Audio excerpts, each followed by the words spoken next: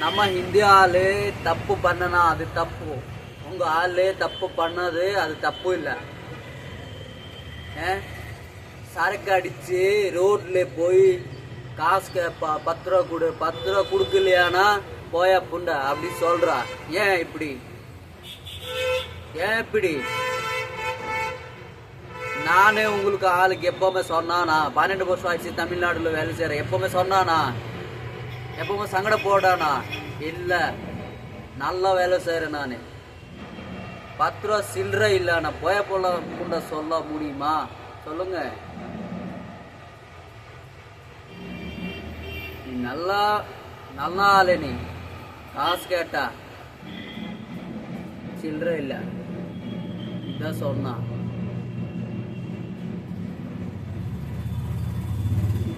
நானும் மனசு, நீயும் மனசுடா. நான் நல்லா ரெஸ்பெக்ட் கொடுக்குறேன்டா, நல்லா ரெஸ்பெக்ட் கொடுக்குறேன் உங்க ஆளுக்கு, தெரியுமா?